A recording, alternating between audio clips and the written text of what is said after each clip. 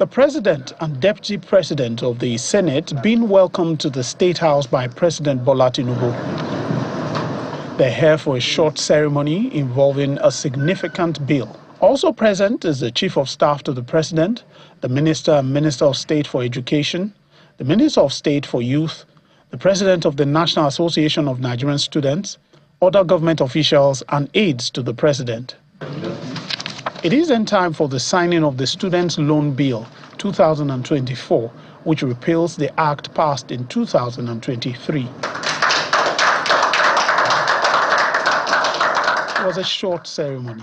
Afterwards, the President emphasized the importance of education in the fight against poverty.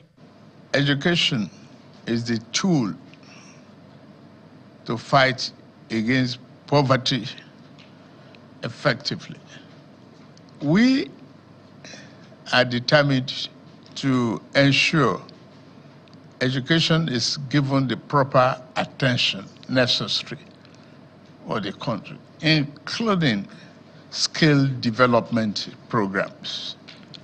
This is to ensure that no one, no matter how poor their background is excluded from quality education and opportunity to build their future. In the previous act, some problems were identified and addressed in this act. The changes include the Nigerian Education Loan Fund is now a corporate body with a board of directors, a chairman, secretary, and members drawn from the relevant ministries, regulatory bodies, and participating agencies. The removal of the family income threshold so Nigerian students can apply for these loans and accept responsibility for repayment according to the fund's guidelines. The removal of the guarantor requirement so that students can apply for and receive loans subject to application and identity verification guidelines as provided by the fund, amongst other changes. The Minister of Education and the NANS President speak on the significance of the event. Now the days when students will be struggling to sponsor themselves in their various educational endeavors is over, both at the tertiary and those who are seeking skills, who are seeking to be skilled, to be empowered, to move on with their lives. So it's a very great day for the country. We will see Mr. President's commitment to the development of education. And today, the entire education system is happy. The Nigerian students particularly are happy. Our parents are happy that, yes, in Nigeria, even the children of the poor can have access to quality education. We see Mr. President's commitment and the signing of the bill today. It shows that Mr. President is a father of modern education in Nigeria, and the initiator of this bill is a hero of education. What is left now will be to see the first students that will benefit from these loan scheme. From the Presidential Villa, Lanre Lasese, Channels Television News. All right, so that's what we're talking about here this morning. Dr. Tanko Sununu, Minister of State for Education, joins us this morning. Good morning, and thank you for coming on today. Thank you for having me.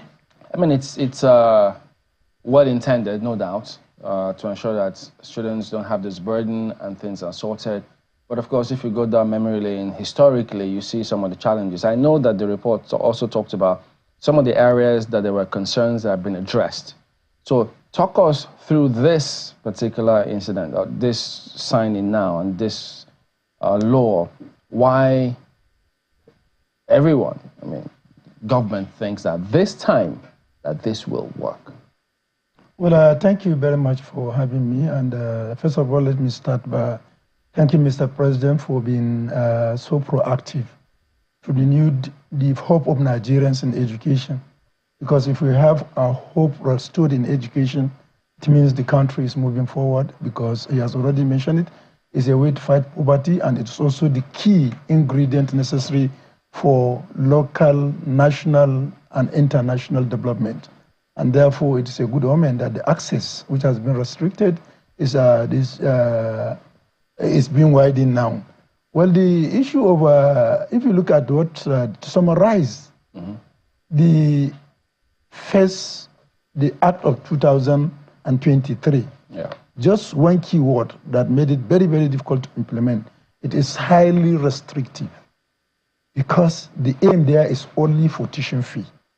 And when you apply that, if you use that act, it means no any candidate in a federal institution will benefit from it because we don't pay students in tertiary institution owned by the federal government don't pay tuition fee. It means only few that even those who are studying in their own states of origin, they don't pay tuition fee. It's only if you decide to go across border of your state to another state and then enroll yourself in state institution that you now be asked to pay the tuition fee. So the whole aim, it will only address that issue. And it means that less than 5% of our Nigerian students can benefit from it. So, and so many outcry, and President listened to that. And luckily for us, there is a very good alignment between National Assembly and the Executive.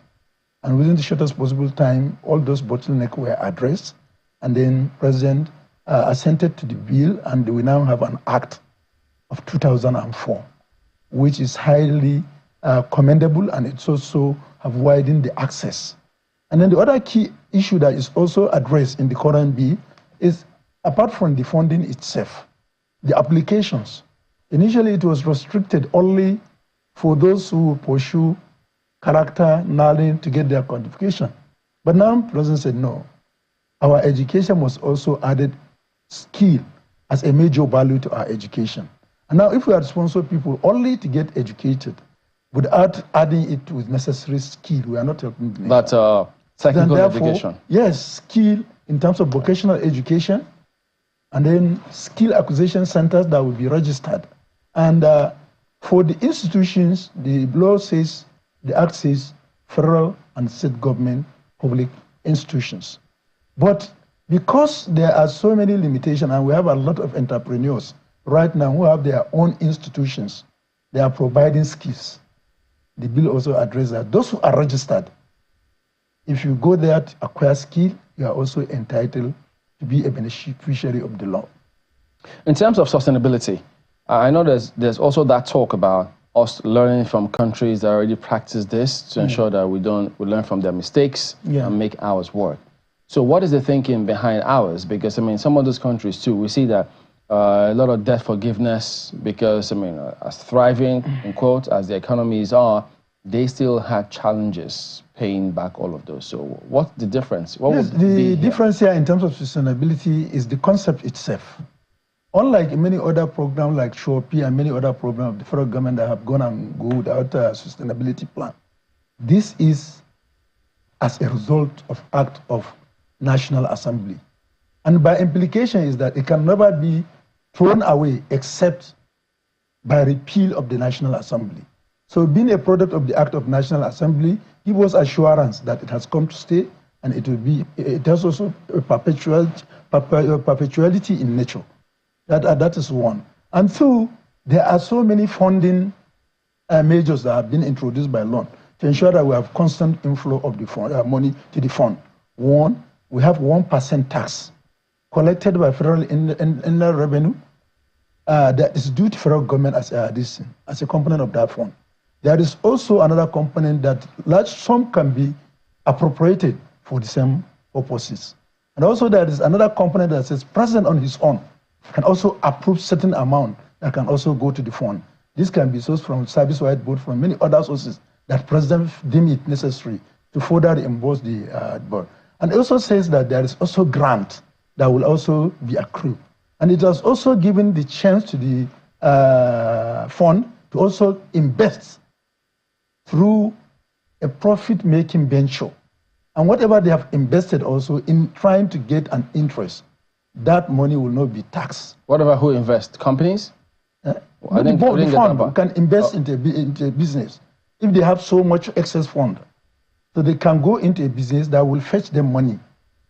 And then whatever profit that is coming in terms of investment, it's a body of corporate existence. So, I mean, not that one is being skeptical, but just to ensure that all those loopholes are plugged. If you're asking them to go ahead and invest those funding, that is the prohibition of the act. That they can go ahead and... Yes, they can invest. They can invest in a profit-making venture. and through the approval of the president, they can invest. You understand? That's another source. Because if you have 3 trillion, for example, and you think that if you invest in the next 5 years, you get 2-3 months, you can get back your money and then get much profit. I wish I were not giving opportunity for people. That is the provision. No, it is going to be guided. There are other measures that are within the act itself. Because even those students who already were on scholarships, the complaint we get from them when they travel, or some of these agencies invest their funds, they don't get to get any of those funds. You see, for scholarship, there is nothing like investment of scholarship. What complaint you are getting? Not complaint you are getting. Even I was at Arise TV, or yesterday, and I'll explain it. What happened was the budget was done in Naira, but the payment of sustainability allowance is done in dollars. And we budgeted what will take us from January to December. But because of the fluctuation of the currency and the valuation of Naira, it happens that the money that we have budgeted that will take us to December ended up August. So we are short of that, and we are processing that, and I am sure our president will graciously approve that as a father so that they can also be paid. But for what they are going to receive now in the budget is already provided for from January to December. Just so we can address a few things, Honorable Minister, a few questions that Nigerians have about these student loans, just so we can clarify. And you just mentioned one right now. The idea that the fund can be invested in a profit-making venture, isn't that risky? In the sense that you see, all investments are risky. No one wants to hear a situation where they'll say, "Oh, we invested and we lost the money." So and so. But if you look at it, there are a lot of check and balances within the act itself. For example, some of the check and balances is that every year expenditure, including what they are going to invest, will be passed to Mr. President. Yes, will be passed to Mr. President through the minister responsible. And who is that minister responsible? The act in its definition of minister, it says minister responsible for education. Okay, so let's... So it doesn't... But yeah, we understand that, but I think the point is, yes, those processes and procedure before the investment can be there. Yes. But it doesn't invalidate the fact that an investment is a risk that you're taking. Investment, so if you do invest... It is clear. It is clear it says in profit making. Of course. You can believe something is profit-making, but it doesn't make you profit. It's going to be a risk. That's why there is risk, but that's why it says that there are procedures. The board will have to identify where the investment is going to be. They have to deliberate on that. Minister of Education would also come and review. And then, if it's found this thing, based on the report received, then the ministry will now forward it to the president for his approval. And the president also have a think tank of so many economic advisors and so many financial, and finance will also make their inputs. Finance is also a member of the board. I want you to be able to also talk about something else that people are worried about when it comes to student loans. Yes. And Chamberlain had made mention of it. We're basically looking at something that we've seen happen around the world. Yes. But we've also seen the downside of it. Yeah. In Nigeria, where people are saying they are unable to pay up their loans, people are still paying up their student loans in old age and things like that. In the Nigerian context, now the concept of the student loan is basically so no one is, excluded from quality education. And Mr. President said that when they signed this, everybody should have access. And it's not forced on you. You apply for it. But our dynamic is a little different. Some people may worry.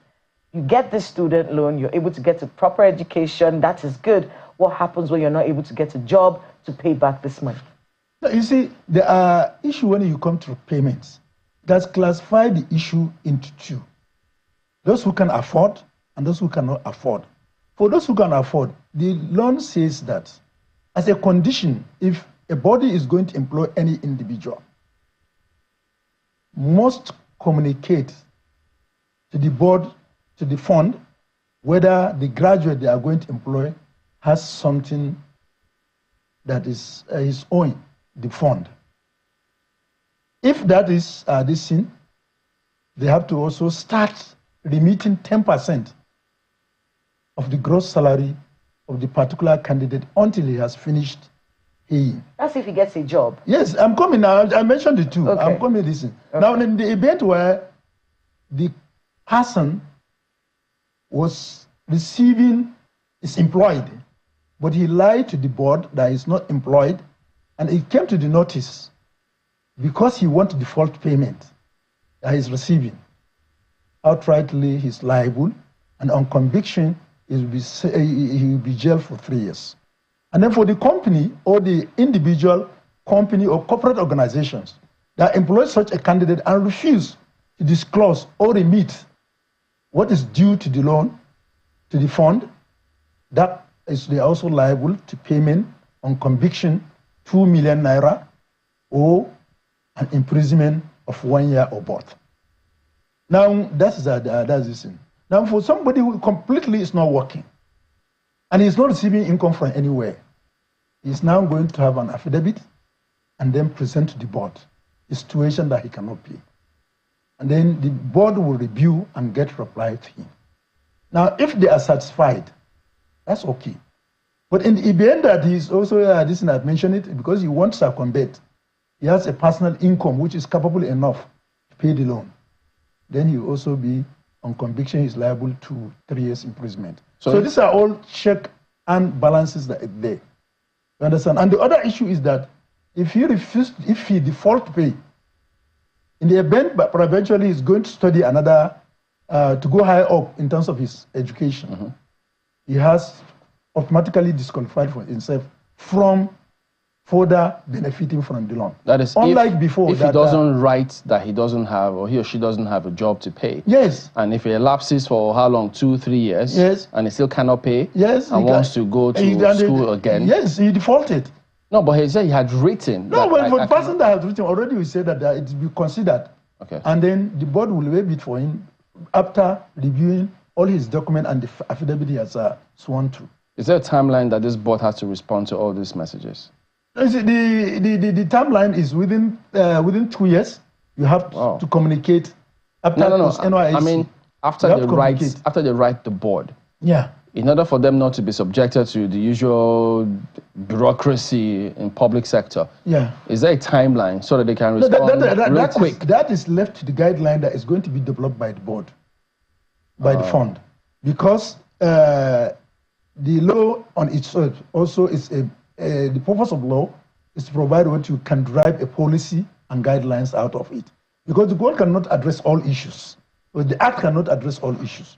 So it makes an opening that the board, that opening can be covered by the guideline of the board. For example, how much are we going to give each candidate? How much are we going to give into those who are going for skill acquisition? Are those in university who receive similar amount to those in polytechnic? All those cannot be addressed in the act. So the board will have to sit down and develop a guideline on how to apply, how to access, how to do this thing. But there are some key issues that are addressed in terms of how to access it and also how to repair it, and then failure to, when would you be communicated? If you, for example, if you apply, the board says the institution and the candidate, the act says the institution and the candidate that applied for the fund must receive feedback from the board within 1 month, within 30 days. And it says that you also disbursement after they have approved it must also done within 30 days. But how much is going to be disbursed? It's left to the guideline that will come out and said for university student, it's so, and for polytechnic, it's so. For those who are going to skill acquisition center, is this going to be determined by the level of the skill they want to acquire? For example, if I want to acquire software skill, how many months will it take me? I want to acquire how to couple, as an auto mechanic, I want to, how to couple a car, how long will it take me and how much do I need? That is also left to the guideline. So that the bulkiness of the act itself will not be too much handled. So if I was living in Jajimaji and I wanted, maybe I want to go to a college of education, when I apply for this loan, what does it cover? What am I asking for exactly? Yes, that's what I said. I mentioned earlier that what major necessitation for the review is restriction to tuition fee. Okay. But as of today, it has been widened. So what does it cover now? It covers one, the tuition. Because you cannot exclude tuition, because I mentioned that in some state, if you go across the border and go to another state institution, you are going to pay tuition. So it's also there. It is also pays charges. There are charges that are due to institution that are not tuition. For example, ID card charges, bed space fee, medical expenditure, all others, you know, they are charges and fees, which are due to the institution. You don't need tuition. You can pay all the charges of the university, but you don't have what can sustain you as a student remain. That is also covered in the law. So when it comes to payment, for what is going to be used by the student, sustaining himself will be paid directly. Like feeding? To the student. Yes, feeding. That's sustainability, feeding, transportation, because some may be off campus. They need transportation to go, so it will be paid directly to the student. But for what is due to the state, to the institutions, that will go directly to the institution. And that's why the board will notify both the candidate and the selected institution. That's also apply and for this purpose, and this will be remitted to you for the student. What's the thinking of government? For instance, if people get this loan, because I mean, in character and learning, that's what they expect people to, part of what the constitution to get your bachelor's. But we also see people get in there and all sorts of things happen. Cultism, I don't graduate for some reason, I'm rusticated. All those factors, do they matter at all? Yes, they matter a lot because the Act also went on in another section just in terms of disqualifications for those who are distant. Some of the criteria that we use to be disqualify somebody is belonging to any cult group. Cultism is addition. If one is found wanting and handling in drugs, engagement in drugs, is also going to be disqualified. In fact, even examination malpractice, in terms of plagiarism and what have you, you understand, going in with your pre-formed and pre-answered questions with your laptop or your palm top and copying it directly on your code, it's also another way of disqualifications. Yeah, but does that mean that the board will not just rely on the first reports from wherever? Would they have an independent team to actually verify the report that has come through? You see, what we are not treating government in isolation. Government is a collaboration. So it's an inter-collaboration, it's a collaborative agency. And that's why if you look at the composition of board members, there are representations from the Joint Admission and Matriculation Board, NUC, National College of Education Commission, National Board of Technical Education, and these are the major additions. And then there is also even private investor, because we said skill is there. You understand? They are also in the board.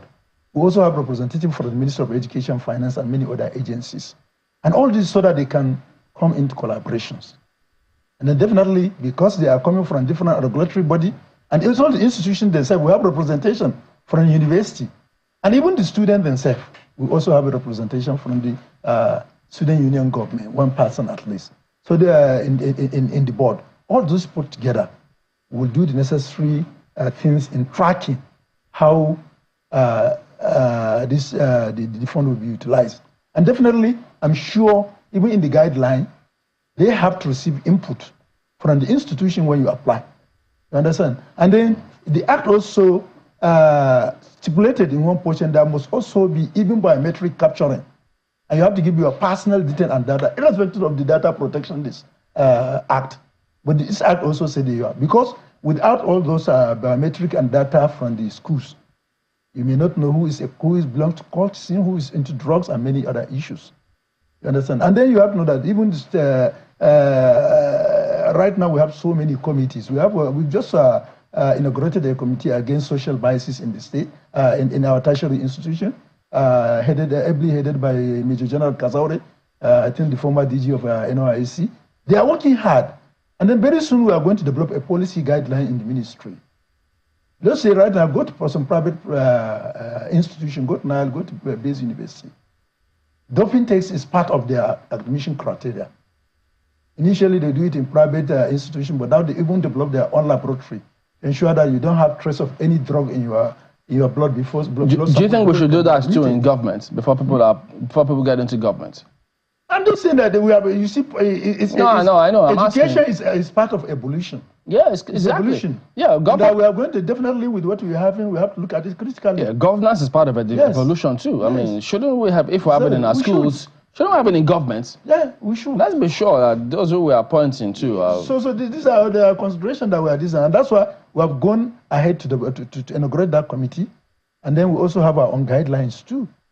So I just want to say that the whole issue is not in isolation. All right. So all the issues that you can think, you see the last 3 months, that bottleneck that we had is a good omen to Nigeria and Nigerians, because it gives us the time and avenue to critically think out, how can we employ so many measures to protect defrauding of the fund, to protect people who will use and misuse the fund, just as you mentioned in social biases, not just you collect the this today and you go and employ your this and then you go into a party session and this thing.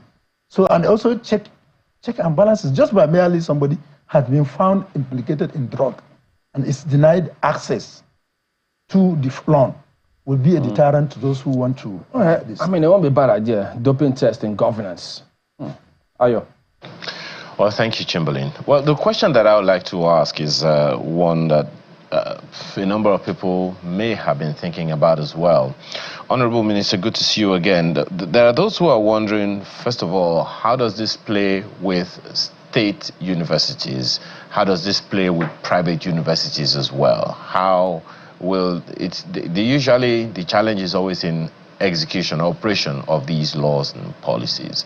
How will this law play with state universities and with private universities? Well, if you look at the opening of that bill, it is said in terms of the ability to access the fund. And I mentioned it earlier, for those who are in federal and state tertiary institutions, and for those who are also in registered skills and vocational centers. So for now, the law is silent and it has not mentioned anything about private institutions. And this is probably, you know, the whole thing is about access. And the access in Nigeria and anywhere globally, it has to do with financial status of an individual. And that question has been, my apologies. My apologies if you can hear me. Most. I think the question has been answered, you know, from what you have said. The reason I asked the question is because there is a reason. There's those who decide or opt for private universities have their arguments. One of the arguments has also been something a federal minister has mentioned before: employability of graduates from public universities in Nigeria. So there are those who are wondering whether or not the curriculum that is going to produce the graduates that will come out of those universities through the loans that are being given to them will be employable, and that whether the learning they're going to get will still be relevant by the time they are out of school. There are those who believe that many of the curriculum we teach our students with are outdated already. There are those who are wondering that why should a computer science student not even have a computer to use in his or her learning in school? So those are the questions. That's the reason that I asked that question, whether or not those apply. So those apply to private universities. So are we doing anything to ensure that the learning for which the students are going to be indebted while they are learning will be relevant by the time they are out of school and they have to start paying the debts? Okay, let me say, as far as tertiary level is concerned, the issue of curriculum has been addressed. And there is an updated curriculum which was provided for by national university commissions and other regulatory bodies of the tertiary education. And then it says, and it was done in about 30, a ratio of 7:3, in the sense that the National University Commission provides 70% of the curriculum, and then 30% is provided for by the tertiary institution, the university, so that they can address their local peculiarities. That's this thing. But then the other curriculum down the level from basic to secondary school, we are working on that, and very soon we'll this thing. We are also, as stakeholders in the ministry, we have agreed quite all right. This is not time that we start teaching A for apple, B for ball, C for cat, because we do see a situation whereby even our own children in nursery and some in primary school are IAI compliant. Most of this, what do you call it, these video games, they are all AI application. You see a child of 3 or 4 years playing with video games. Is that the child now that you take school? And most of us, our children, 7, 6 years, when we have problem with our smartphones, all you need, you call your son, please, what is the problem? In a few seconds, you just say, Baba, it has been restored. So is that the child that you are not going to put in class and start saying A for ball, B for C? No, we are going to retard his progress. And that's why right now, even at the basic level, early childhood care and education, we are reviewing the curriculum so that it can suit the period we find ourselves, and we are extending that to virtually all levels. So, is there a way also, my apologies, Minister, is there a plan, just 1 second if you can hear me, is there a plan to, because we are talking, for instance, now about apprenticeship, about entrepreneurship. We're talking about creating stuff for Nigerians, by Nigerians. There are a host of young people who have already ventured into these areas. Those who convert cars into electric cars, those who produce various kinds of things. Some of them produce robots. We heard of a Nigerian that produced an airplane, battery-powered airplane, and all those things. So is there a plan to encourage their entrepreneurship when they leave school, sometimes even while they are still in school? They come up with some of these things, and all we hear, the next thing we hear is that, you know, senators are buying vehicles from outside of Nigeria and importing them. Is there a way that the federal government is saying, we're going to take stock, we're going to take ownership of your inventions that come from the things you produce as a result of being students in Nigeria? Is there such a plan so that the students themselves can be encouraged and say, I can take the risk of taking this loan because I know that the federal government is willing to buy whatever I produce? Okay, thank you for this question. It's very, very vital. Let me say for the entrepreneurs, this act provides a very good avenue for them. All you need to do, get your place well established, and then you register as an entrepreneur providing center so that students can go there and access your skills. And you will be paid. The loan that is given to them will either be paid to you for the services you are giving them or for what they are going to do there. So it means that for now, entrepreneurs, this is their time. Mr. President is saying that, look, we require your services, and that's why we said you are also included just like any other institution to benefit from Student Loan Act through scaling the skills of Nigeria. That is one. Yes, for innovation, I want to tell you that that has also been addressed by the Federal Ministry of Education. And if you recall, TED Fund has been providing skills, and it's in partnership with Innovate 8 here in Abuja. I was there when we have been having University Technology Expo. We have that of College of Education and that of Polytechnic. And we have seen a lot of innovations and a lot in display. Now, what are we moving? Where are we moving now? We are moving from the level of that expo. We have seen the capacities of university and polytechnic, what they can produce.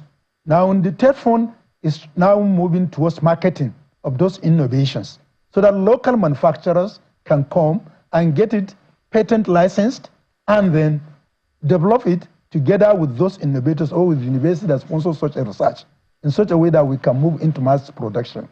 And then we are also, even yesterday, I had a meeting with the Nigerian Economic Summit in my office, and we have deliberated extensively.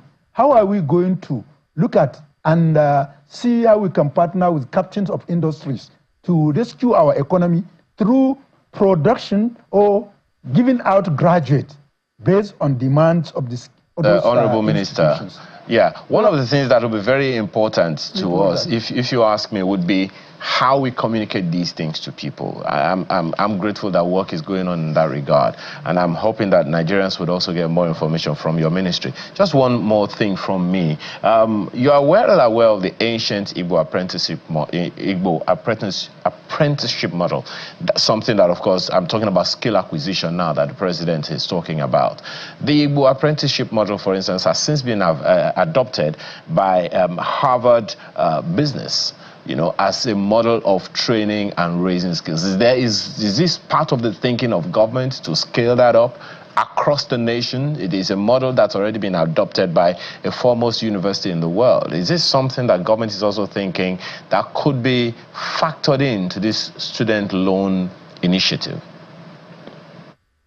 That is our thinking. And you know, we also, when we came, and I made it clear, earlier in Nigeria, if you look at the policy of education, skills has a prominent space. But over the years, we have neglected it in such a way that even our polytechnics that are meant to provide for middle manpower that is skilled enough, debated and started running so many programs that is not even needed as far as the mandate is concerned.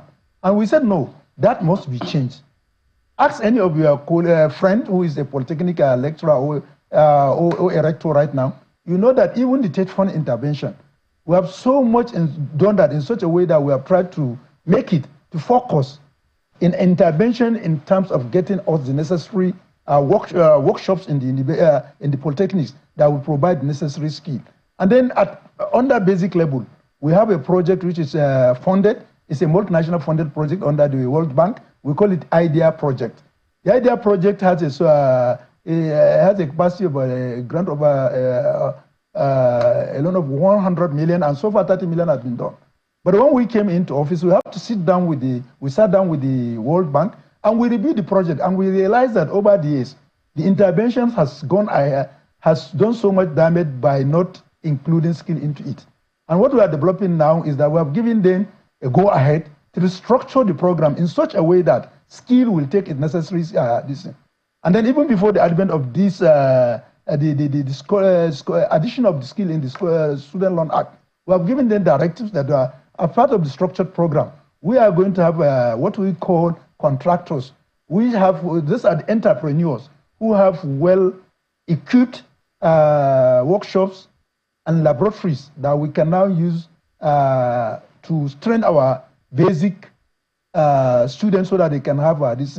And then we have during so hour, you have a learning skill. Go to your skill acquiring institution and learn a lot. So we are doing more. And then even right now, if you look at the basic schools we are constructing, it must have at least 5 components: admin block, classes, laboratory, computer lab, and workshop.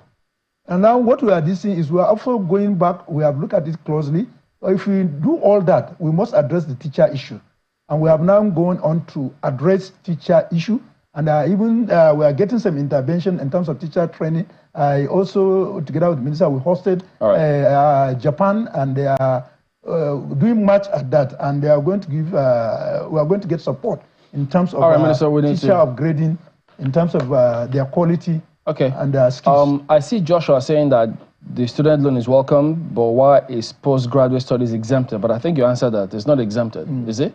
Is postgraduate studies exempted? It's at the university. Nobody said postgraduate is exempted. So they're part of it. But Joshua, also let me make it clear. This is in addition, what the president did. It's an addition to what we have right now. Because right now we also have a scholarship in place that addresses the issue of masters, issue of PhD, and then even the undergraduate. And that one is what? It's a grant. And right now, I want Nigerians to please go. There's an advert out there. Those who are interested to have the scholarship grant as approved by Mr. President in the 2024 budget, please go do and apply. All right. So there you go. That is some explanation about this act and the loans from Dr. Tanko Sunun, Minister of State for Education. Thank you for coming on this morning. Thank you.